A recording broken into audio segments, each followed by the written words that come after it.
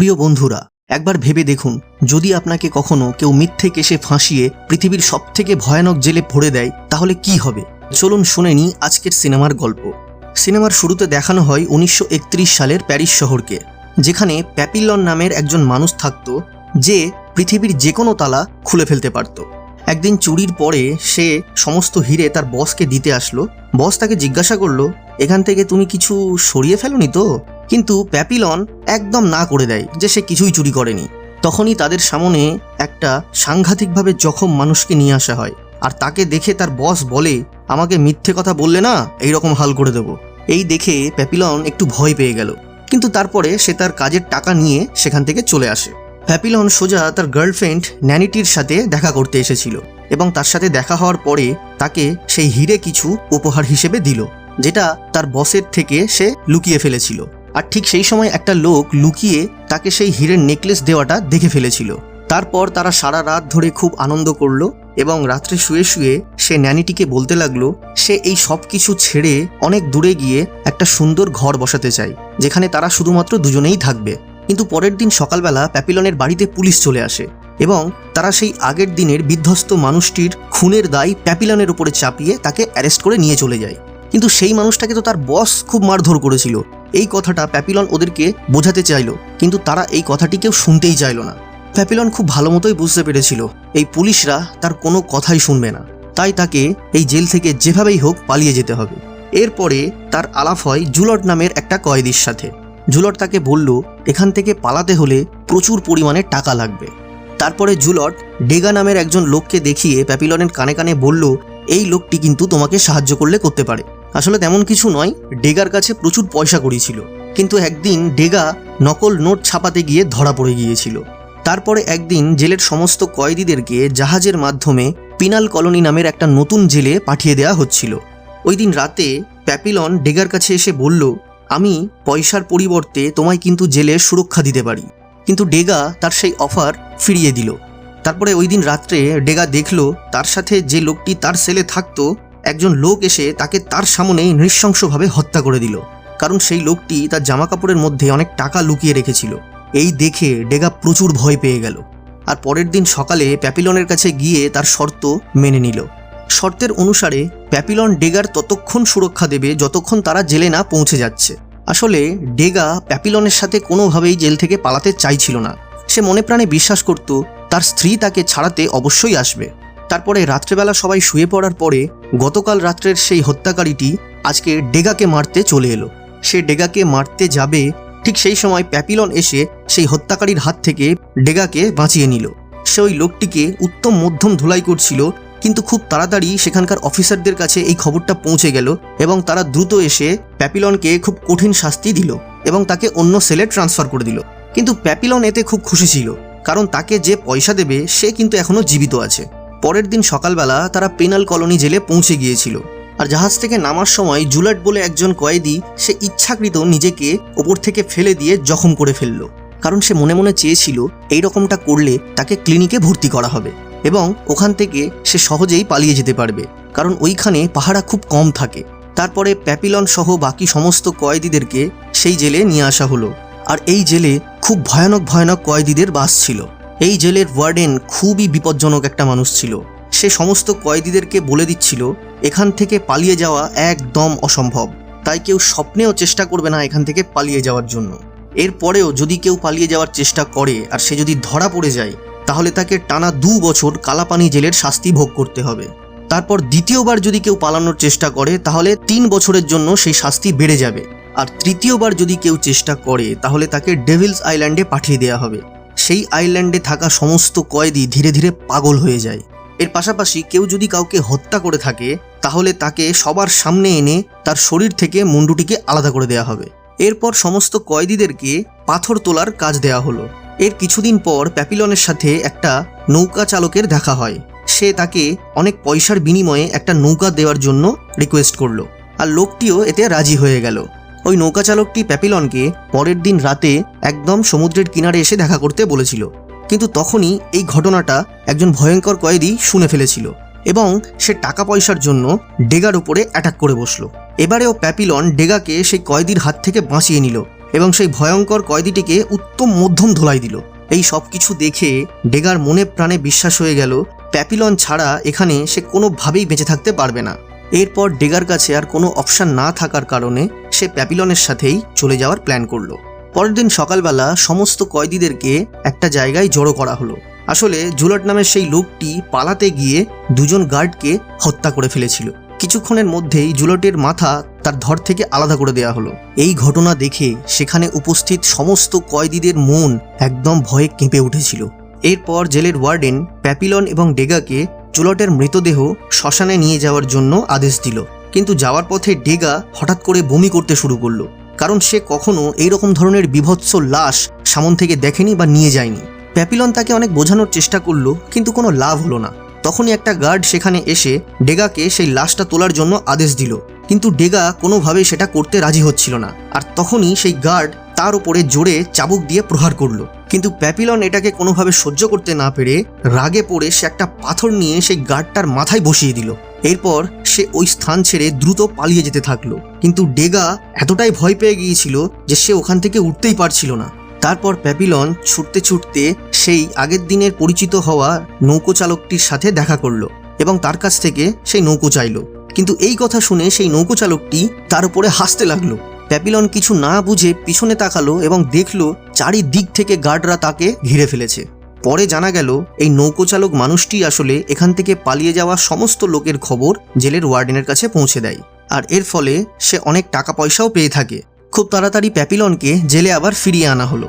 জেলে আসতে ওয়ার্ডেন প্যাপিলনকে বলল, তুমি যে গার্ডটির মাথায় পাথর দিয়ে মেরেছ সে জীবিত আছে। সে যদি মরে যেত তাহলে তোমার অন্য কিছু হতো, কিন্তু যেহেতু সে বেঁচে আছে তাই তোমার মৃত্যু তো হবে না, কিন্তু পালিয়ে যাওয়ার জন্য তোমাকে কালাপানির সাজা অবশ্যই দেওয়া হবে। প্যাপিলন যখন সেই জেলে পৌঁছালো, চারপাশের অবস্থা দেখে প্যাপিলন খুব ভয় পেয়ে গিয়েছিল। সেখানে দাঁড়িয়ে প্যাপিলন ভাবল, আগের জেলে তবু তো মানুষজন ঘুরে ফিরে একে অন্যের সাথে কথা বলতে পারত, কিন্তু এখানে তো একটা ছোট্ট ঘরের মধ্যে তাকে একা থাকতে হবে। এমনকি এই জেলে নিজের সাথে কথা বলাও একটা বড় অন্যায়। এর পাশাপাশি খাবার হিসেবে তাকে একটা খুব বাজে টাইপের স্যুপ খেতে দেওয়া হতো। কিন্তু হঠাৎ একদিন সে দেখলো খাবার মধ্যে তাকে কেউ নারকেল পাঠিয়েছে এবং তার সাথে একটা কাগজের টুকরোও ছিল, আর সেই কাগজে লেখা ছিল এই নারকেল তাকে প্রতিদিনই খেতে দেওয়া হবে। প্যাপিলন বুঝতে পারল এটা ডেগারই কাজ। এইভাবে কিছুদিন পেরিয়ে যাওয়ার পরে একদিন ওয়ার্ডেন সেই নারকেলের ঘটনাটা জানতে পারল এবং রাগে পড়ে সেই গার্ডটিকে সে মেরে ফেলেছিল, যে গার্ডটি প্যাপিলনকে খাবার দিত। এরপর ওয়ার্ডেন প্যাপিলনের কাছে এসে জিজ্ঞাসা করলো যে এই নারকেল তোমাকে কে দিত, কিন্তু প্যাপিলন কোনো সাড়া শব্দই করল না। কোনো উত্তর না পেয়ে ওয়ার্ডেন রেগে গিয়ে প্যাপিলনকে বলল, তোমাকে এবার থেকে যা স্যুপ দেওয়া হতো তারও হাফ দেওয়া হবে। এইভাবে প্রায় 1 মাস কেটে গেল এবং খাদ্যাভাবের ফলে প্যাপিলন আরও শুকনো হয়ে যেতে থাকলো দিন দিন। এইরকম সময় একদিন ওয়ার্ডেন প্যাপিলনের জন্য একটা সুস্বাদু খাবার এনে জিজ্ঞাসা করলো, নারকেল তোমাকে কে পাঠাতো? কিন্তু এরপরে তবুও প্যাপিলন তার মুখ খুলল না। ফলে ওয়ার্ডেন রেগে গিয়ে তার বাকি শাস্তি অন্ধকার ঘরের মধ্যে কাটানোর আদেশ দিল। এর ফলে প্যাপিলনের অবস্থা আগের থেকে আরও খারাপ হয়ে গেল। না তাকে ভালো মতো খেতে দেওয়া হতো, না সে কারোর সাথে কথা বলতে পারত। আর এই জায়গাটা এতটাই অন্ধকার ছিল যে তার আশেপাশের জিনিসও সে ভালো মতো দেখতে পারত না। খুব তাড়াতাড়ি একাকিত্ব এবং তীব্র ক্ষুধার জন্য ধীরে ধীরে তার ব্রেনও কাজ করা বন্ধ করে দিল। এরপর সে এতটাই দুর্বল হয়ে পড়েছিল যে সে নিজে থেকে আর নড়াচড়া করতে পারত না। এই জন্য তাকে দ্রুত হসপিটালে ট্রান্সফার করা হলো। সৌভাগ্যবশত সেই জেলে ডেগা কাজ করছিল, কারণ বিগত 1 বছর সে ধীরে ধীরে জেলের ওয়ার্ডেনের ভরসার মানুষ হয়ে দাঁড়িয়েছিল। একদিন ডেগা প্যাপিলনের সাথে দেখা করতে এসেছিল, আর তখনই সে জানতে পারল যে এই সব কিছু প্যাপিলন ইচ্ছাকৃত নাটক করছিল, কারণ সে ভালো করেই জানতো এইভাবে সাধারণ জেলে সে আবার ফিরে আসতে পারবে। এইভাবে দ্বিতীয়বারের জন্য সে জেল থেকে পালানোর প্ল্যান তৈরি করতে লাগলো। কিন্তু এইবার তারা আরও 2 জন কয়েদির সাহায্য নিয়ে এখান থেকে পালাবার প্ল্যান তৈরি করলো। প্যাপিলন সেলিয়ার নামের একজন কয়েদিকে সিলেক্ট করলো যে খুব শক্ত সামর্থ্য ছিল, কিন্তু ডেগা ম্যাচুরেট নামের একজন লোককে সিলেক্ট করলো যাকে সবাই খুব বিরক্ত করত। তারপরে ডেগা তার সমস্ত টাকা পয়সা সিলিয়ারকে দিল, যে একটা খুব ভালো দেখে নৌকা কিনে ফেললো। পরের দিন রাতে যখন সবাইকে সিনেমা দেখানো হচ্ছিল, তখন সেই 4 জনে এখান থেকে পালানোর প্ল্যান শুরু করলো। যদিও ডেগা মনে মনে খুব ভয় পাচ্ছিল, কিন্তু প্যাপিলন তাকে বোঝালো এটাই তাদের কাছে শেষ সুযোগ। এরপর প্ল্যানের অনুসারে ডেগা সেই সমস্ত অফিসারদেরকে মদ খাওয়াতে গেল এবং সে বুদ্ধি করে সেই মদের মধ্যে ঘুমের ওষুধ মিশিয়ে রেখেছিল। আর তারপরে মেন গেটের চাবি তাদের থেকে চুরি করার জন্য অপেক্ষা করছিল। অন্যদিকে প্যাপিলন তাদের বাকি সঙ্গীদের সাথে ডেগার আসার অপেক্ষা করছিল, কিন্তু হঠাৎ করে প্রচণ্ড জোরে বৃষ্টি শুরু হয়ে গেল আর তৎক্ষণাৎ পুরো জেলের লাইট অফ হয়ে গেল। তখনই সিলিয়ার বলল, এইবার হচ্ছে উপযুক্ত সময় এখান থেকে বেরিয়ে যাওয়ার। কিন্তু প্যাপিলন তার বন্ধু ডেগাকে ছাড়া এখান থেকে কোনোভাবেই যেতে রাজি হচ্ছিল না। সৌভাগ্যবশত ডেগা সেই সময় চাবি নিয়ে চলে এলো তাদের কাছে, আর এই সময় অন্ধকারের সুযোগ নিয়ে ওই চারজন মেন গেটের তালা খুলে এখান থেকে বেরিয়ে গেল। পালাতে পালাতে হঠাৎ করে একটা সময় রাস্তা শেষ হয়ে গেল। এবার নদীর কিনারে পৌঁছতে গেলে ওদেরকে এখান থেকে লাফ দিতে হবে। প্যাপিলন, সিজার এবং ম্যাচুরেট কোনোভাবে নিচে লাফ দিয়ে পড়ল, কিন্তু যখনই ডেগা লাফাতে যাবে ঠিক সেই সময় জেলে আবার লাইট জ্বলে উঠল। এর ফলে ডেগা খুব ভয় পেয়ে গেল এবং আচমকা ওপর থেকে নিচে পড়ল, ফলে তার পাটা খুব জখম হয়ে পড়ল। ফলে ডেগা চলার মতন কোনো অবস্থা পাচ্ছিল না। এই দেখে সিলিয়ার বলল, তাদেরকে ডেগাকে এখানে ছেড়ে চলে যাওয়া উচিত, কিন্তু প্যাপিলন কোনোভাবে রাজি হচ্ছিল না। সে ম্যাচুরেটকে সঙ্গে নিয়ে আহত হওয়া ডেগাকে কাঁধে করে তুলে আস্তে আস্তে এগিয়ে যেতে লাগলো। তারা সবাই একদম কিনারাতে চলে এলো, যেখানে তাদের জন্য একটা সুন্দর নৌকা আগে থেকেই অপেক্ষা করছিল। তারা চারজনে সময় একদম নষ্ট না করে নৌকাতে বসলো এবং বসে দ্রুত সেখান থেকে এগিয়ে যেতে থাকলো। কিছু ঘন্টা পরে যখন সূর্য উঠল তখন তারা ভালো করে দেখলো যে তারা খুব বেশি দূরে এগিয়ে আসতে পারেনি। পরে তাদের মনে হলো এই নৌকাটা খুব বেশি বড় নয় যে একসাথে চারজন মানুষকে বয়ে নিয়ে যেতে পারবে। আর এর পাশাপাশি একটা ভয়ানক ঝড় তাদের দিকে আস্তে আস্তে এগিয়ে আসছিল। এদের কাছে সময় খুব কম ছিল, সেই জন্য সিলিয়ার তার নিজের শক্তি প্রয়োগ করে ম্যাচুরেটকে নৌকা থেকে নিচে ফেলে দিল আর তারপরে ডেগার ওপরে অ্যাটাক করলো।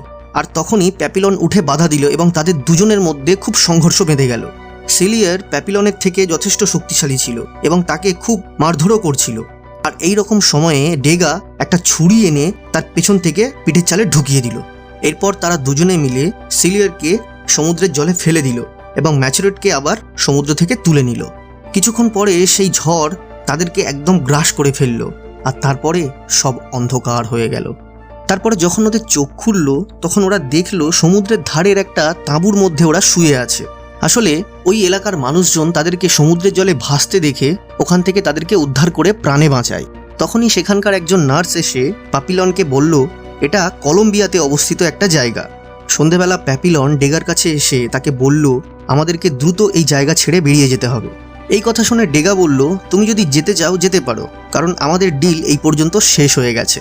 আসলে ডেগা পালিয়ে পালিয়ে একদম ক্লান্ত হয়ে পড়েছে। এবারেও একটু নিশ্চিন্তে বাঁচতে চায় এবং একটা জায়গায় স্থিত হতে চায়। তারপরে প্যাপিলন ম্যাচুরেটের কাছে গেল, কিন্তু ম্যাচুরেট এখানকার একটা মেয়ের ওপরে একদম লাড্ডু হয়ে বসে আছে। যাই হোক, সবশেষে প্যাপিলন একা ওখান থেকে চলে যাওয়ার সিদ্ধান্ত নিল। তারপরে হঠাৎ করে সে কিছু অফিসার্সদেরকে দেখতে পায় সেই এলাকায়। তখনই সে বুঝতে পারে সেই মহিলাটি এই পুলিশদেরকে এই খবরগুলো দিয়ে দিয়েছে। প্যাপিলন দ্রুত ছুটে গিয়ে ডেগার কাছে পৌঁছায় এবং তাকে সেখান থেকে তুলে নিয়ে পালাতে যাবে, ঠিক সেই সময় অফিসার্সরা তার উপরে অ্যাটাক করে দেয় এবং তাদেরকে আবার অ্যারেস্ট করে নেয়। আর তারা ম্যাচুরেটকে পালিয়ে যাওয়ার জন্য গুলি করে সেখানেই মেরে দেয়। তারপরে প্যাপিলন এবং ডেগাকে আবার জেলে ফিরিয়ে আনে। এরপর 5 বছর পরে দেখানো হয় যে প্যাপিলন তার কালাপানির শাস্তি সম্পূর্ণ করে ফেলেছে। এবার তাকে ডেভিলস আইল্যান্ড নামের সেই জেলে পাঠিয়ে দেওয়া হচ্ছিল। কিন্তু ওখানে পৌঁছানোর পরে প্যাপিলন পুরো অবাক হয়ে যায়, কারণ সেখানে গিয়ে সে ডেগাকে দেখতে পেল। আসলে সে অফিসার্সদের মদে ঘুমের ওষুধ মিশিয়ে দেওয়ার কারণে তাকে অনেক আগেই ডেভিলস আইল্যান্ডে পাঠিয়ে দেওয়া হয়েছিল। একে অপরকে 5 বছর পরে দেখে খুব খুশি হয়ে পড়েছিল। সন্ধ্যাবেলা দুজনে সমুদ্রের পাড়ে বসে গল্প করছিল, আর ঠিক তখনই প্যাপিলনের মাথায় একটা দারুণ আইডিয়া চলে এলো। প্যাপিলন ডেগাকে বলল, সে যদি নারকেল দিয়ে একটা বস্তা মতো করে একটা বড় সাইজের ব্যাগ তৈরি করে, তাহলে সমুদ্রের ঢেউই তাকে ভাসতে ভাসতে অন্য জায়গায় পাঠিয়ে দেবে। এই সব কথা শুনে ডেগা বলল, দেখ ভাই, তোর যা ইচ্ছা হয় তুই কর, শুধু আমাকে এর মধ্যে রাখিস না। সে প্রায় 5 বছর এখানে খুব শান্তিপূর্ণভাবে অবস্থান করছে, আর তার বউ অন্য লোককে বিয়ে করে চলে গিয়েছে। এই জন্য সে দ্বিতীয়বার আর বাড়ি ফিরে আসতে চায় না। কিন্তু তবুও সে প্যাপিলনকে নারকেল দিয়ে বস্তা তৈরি করায় সাহায্য করলো। পরের দিন সকালবেলা প্যাপিলন এবং ডেগা একে অপরকে জড়িয়ে ধরে বিদায় জানালো। তারপরে প্যাপিলন সেই বস্তাটিকে সমুদ্রে ফেলে তার উপরে ঝাঁপিয়ে পড়ল। সৌভাগ্যবশত তার প্ল্যান সম্পূর্ণ সাকসেস হলো এবং ঢেউ তাকে ভাসিয়ে ভাসিয়ে অন্য প্রান্তে নিয়ে যেতে থাকলো। আর ওর চলে যাওয়া দেখে ডেগাও আনন্দে কেঁদে ফেলল। আর এইখানে এই সিনেমাটি শেষ হয়ে গেল। তো বন্ধুরা, এই ছিল আজকের ভিডিও। আশা করছি ভিডিওটি আপনাদের ভালো লেগেছে। যদি ভিডিওটি ভালো লেগে থাকে তাহলে অবশ্যই চ্যানেলটিকে সাবস্ক্রাইব করে ফেলুন এবং পাশে থাকা বেল আইকনটিকে প্রেস করে দিন, যাতে ভবিষ্যতে আসা সমস্ত ভিডিওর নোটিফিকেশন সবার প্রথমে আপনার কাছে আসে। থ্যাংক ইউ, সবাই ভালো থাকবেন। দেখা হচ্ছে পরের ভিডিওতে।